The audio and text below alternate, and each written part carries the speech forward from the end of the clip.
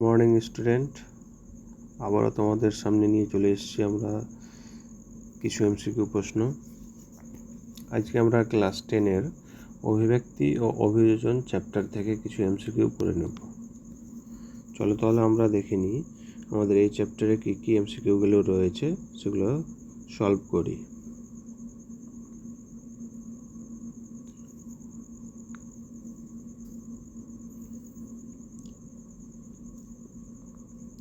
প্রথম প্রশ্ন রয়েছে আমাদের, প্রাণের উৎপত্তির জন্য কোন যৌগটি সবচেয়ে প্রয়োজন? প্রোটিন, উৎসেচক, নিউক্লিক অ্যাসিড, শর্করা। প্রাণের উৎপত্তির জন্য আমাদের সবথেকে যে যৌগটি বেশি প্রয়োজন সেটা হলো কি নিউক্লিক অ্যাসিড।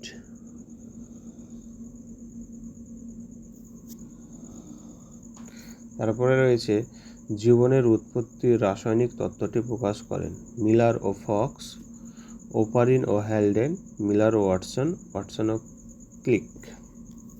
উত্তর হবে কি আমাদের জীবনের উৎপত্তির রাসায়নিক তত্ত্বটি দিয়েছিলেন ওপারিন ও হ্যালডেন।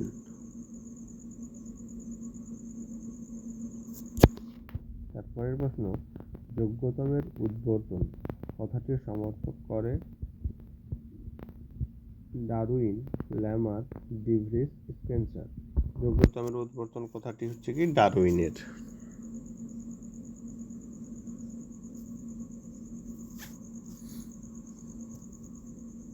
তারপরে প্রশ্ন কি রয়েছে? তারপর প্রশ্ন রয়েছে অরিজিন অফ স্পিসিস বইটি কার লেখা? পুরো নামটা দেয়নি। On the origin of species by means of natural selection এটা হতো। যাই হোক, অরিজিন অফ স্পিসিস বইটি লেখা হচ্ছে কি ডারউইন। ডারউইন তত্ত্বের মূল প্রতিপাদ্য বিষয়টি হলো কি? পৃথক ভবন, স্বাধীন বণ্টন, প্রাকৃতিক নির্বাচন, উত্তরাধিকার। ডারউইনের মেন কথা কি ছিল? প্রাকৃতিক নির্বাচন। অস্তিত্বের জন্য জীবনের সংগ্রাম কার মতবাদ? মতবাদটি হচ্ছে কি ডারউইনের। ঘোড়ার আদি পূর্বপুরুষ কোনটি? প্লায়োহিপ্পাস, মেসোহিপ্পাস, ইওহিপ্পাস, ইকুয়াস। কি হবে? ইওহিপ্পাস।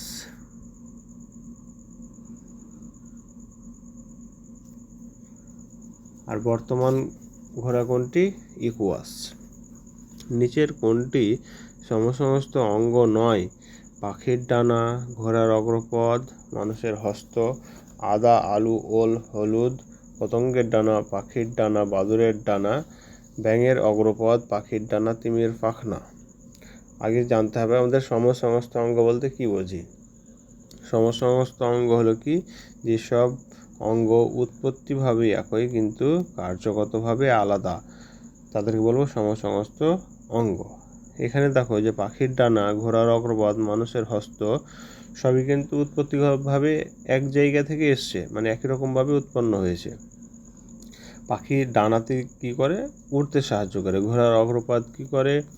তাকে দৌড়াতে সাহায্য করে। আর মানুষের হস্ত মানে হাত আমাদের বিভিন্ন ধরনের কাজ করতে সাহায্য করে। তাহলে এটা উৎপত্তি একই হচ্ছে, কাজ আলাদা। তাহলে উত্তর হয়ে যাবে কি এ নাম্বার।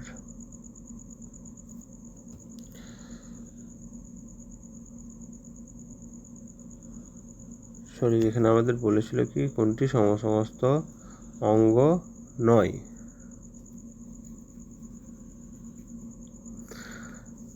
আদা, আলু, ওল, হলুদ, তাহলে ওটা কি হবে? সমস্ত অঙ্গ ওটা হবে।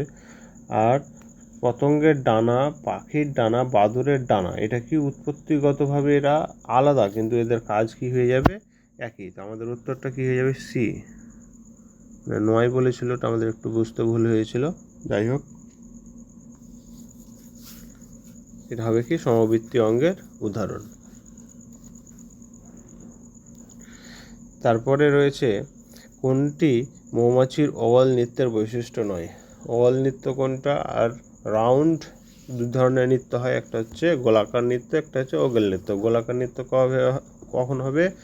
যদি 70 বা 100 মিটারের বেশি হয় তাহলে হবে কি ওগল নৃত্য, আর যদি তার কম হয় তাহলে হবে কি রাউন্ড। খাদ্যের উৎস মৌচাক থেকে 100 মিটারের বেশি হলে ওগল নৃত্য দেখা যায়। কথাটি ঠিক। ওগল নৃত্য ইংরেজি 8-এর সংখ্যার ন্যায়, মানে 8-এর মতো, এটাও ঠিক। ওগল নৃত্যে পর্যায়ক্রমে মৌমাছি একবার ঘড়ির কাঁটার দিকে ও পরের বার বিপরীত দিকে ঘুরতে থাকে, এটা ঠিক নয়। ওগল নৃত্যের অভিমুখ নিম্নমুখী হলে খাদ্যের উৎস সূর্যের বিপরীতের দিকে থাকে, ঠিক। তাহলে কি হবে এটা? সি নম্বর কিসে দেখা যায়? রাউন্ড ডান্সে দেখা যায়। পৃথিবীর প্রাণের সৃষ্টির সময় পরিবেশে যে গ্যাসটি ছিল না সেটি কি, বা যে গ্যাসটি অনুপস্থিত ছিল সেটি হচ্ছে কি? অক্সিজেন।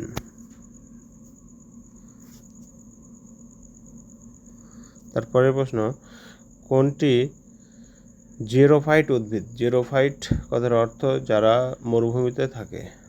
সুন্দরী, ক্যাকটাস, বট, পদ্ম। কি হবে জেরোফাইট? ক্যাকটাস।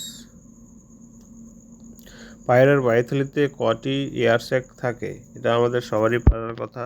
পায়রার বায়ুথলিতে 9টি এয়ার স্যাক থাকে। নেক্সট,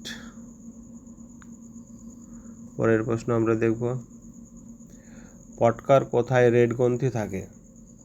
পটকার রেড গ্রন্থি থাকে অগ্রপ্রকোষ্ঠে, পশ্চাৎ প্রকোষ্ঠে, উভয় প্রকোষ্ঠে, কোনটিতে নয়। অগ্রপ্রকোষ্ঠে থাকে রেড গ্রন্থি, আর পশ্চাৎ প্রকোষ্ঠে থাকে কি? রেটিয়া মিরাবিলিয়া। রেড গ্রন্থি কী করে? আমাদের গ্যাস উৎপন্ন করতে সাহায্য করে মাছের, আর রেটিয়া মিরাবিলিয়া গ্যাস শোষণ করে। নিচের কোনটি ডারউইন মতবাদের বক্তব্য নয়?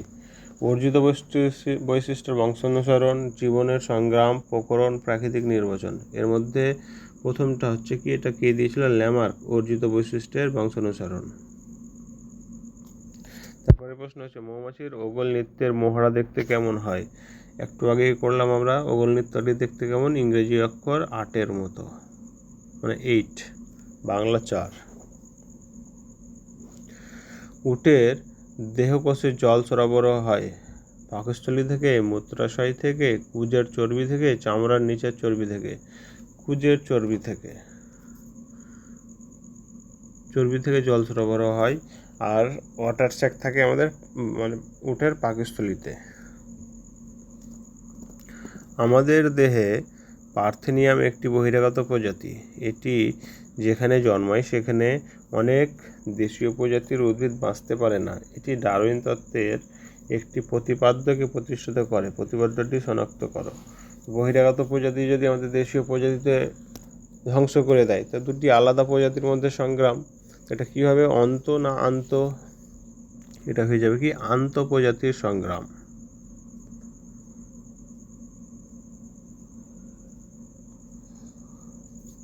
তারপরে রয়েছে পর্ণকাণ্ড হলো পরিবর্তিত পাতা, পরিবর্তিত কাণ্ড, রূপান্তরিত বৃন্ত, কোনটি নয়? পর্ণকাণ্ড হচ্ছে কি? পরিবর্তিত কাণ্ড।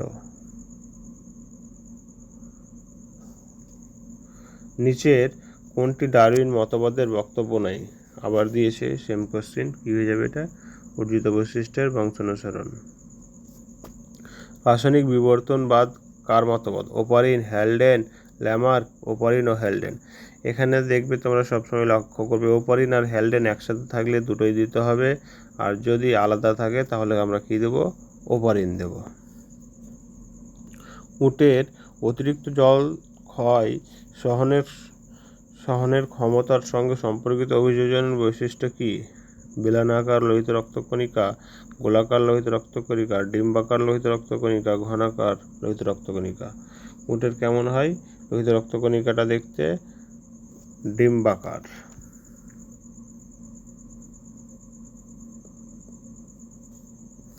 তারপরে রয়েছে সমস্ত অঙ্গ গঠিত হয় কি কারণে? অপসারী অভিব্যক্তির কারণে, অভিসারী অভিব্যক্তির কারণে। রয়েছে দুটো, আর দেখতে হবে আমাদের অপসারী অভিসারী উভয় কারণে, কোনটি নয়। তো এখানে কি হয়ে যাবে? যে সমস্ত অঙ্গ গঠিত হয়, সমস্ত কি কাজ আলাদা না একই? সমস্ত হচ্ছে উৎপত্তি একই কিন্তু কাজ আলাদা। তাহলে কি হবে? ভিতর থেকে বাইরের দিকে যদি যায় তাহলে সেটাকে কি বলবো আমরা? অপসারী। কি বলবো এটা? অপসারী।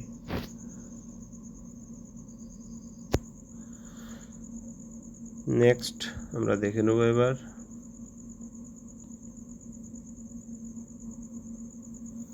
কুমিরের হৃৎপিণ্ডের প্রকোষ্ঠের সংখ্যা কয়টি? কুমির হচ্ছে কি সরীসৃপ জাতীয় প্রাণী, এর প্রকোষ্ঠের সংখ্যা 3টি হওয়ার কথা, কিন্তু কুমির হচ্ছে ব্যতিক্রম, এর হয়ে যাবে কটা? 4টা। কুমিরের প্রকোষ্ঠের সংখ্যা কটি হবে? 4টি।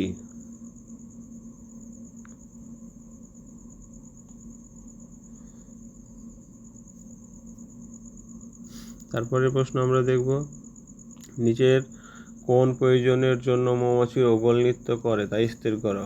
প্রজনন সঙ্গী খোঁজার জন্য, অন্যান্য শ্রমিক মৌমাছিদের মৌচাক থেকে খাদ্যের উৎসের অভিমুখে ও দূরত্বে জানানোর জন্য, নতুন মৌচাক স্থান নির্ধারণ করার জন্য, সম্ভাব্য শত্রুর আক্রমণ এড়ানোর জন্য। এটা হয়ে যাবে কি বি, অন্যান্য শ্রমিক মৌমাছিদের মানে খাদ্যের সন্ধান দেওয়ার জন্য। যে প্রথমে যে স্ট্রেঞ্জার মৌমাছিটি বাইরে গিয়ে খাবার সন্ধান করে আসে, সেটা অন্যান্য মৌমাছিদের জানানোর জন্য সে নৃত্যটি করে থাকে।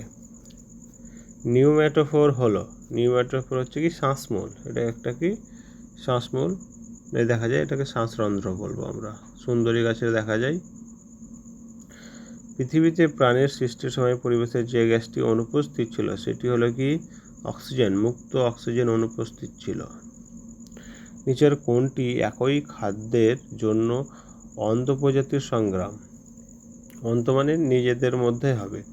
শকুন ও হাইনার মধ্যে সংগ্রাম, ঈগল ও চিলের মধ্যে সংগ্রাম, পুকুরে রুই মাছদের মধ্যে সংগ্রাম, বক ও মাছরাঙা। এখানে একই রকম রয়েছে কি সি নম্বর অপশানে, পুকুরে রুই মাছদের মধ্যে সংগ্রাম।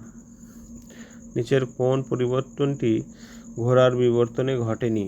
পায়ের দৈর্ঘ্য বৃদ্ধি হয়েছে, পায়ের সবকটি আঙ্গুলের দৈর্ঘ্য ও প্রস্থে বৃদ্ধি, এটা হয়নি। 3 নম্বরটা হয়েছে। পায়ের শুধু তৃতীয় আঙ্গুলের দৈর্ঘ্য প্রস্থে বৃদ্ধি, এটা হয়েছে। সমগ্র দেহের আকার বৃদ্ধি, এটাও হয়েছে। তাহলে কোনটি ঘটেনি? সেটা হবে কি বি নম্বর। 29 নম্বর প্রশ্ন, নিচের কোনটি জেরোফাইট উদ্ভিদ? জেরোফাইট আবার মানে কি যেই সব উদ্ভিদ মরুভূমিতে থাকে, এটা কি হয়ে যাবে? ক্যাকটাস।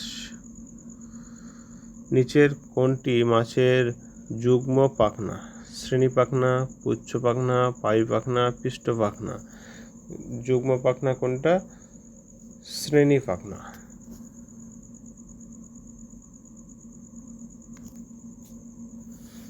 আজকের মতো এইটুকুই, এরপরে আবার আমরা পরবর্তী ক্লাসে দেখব কোশ্চেনগুলো।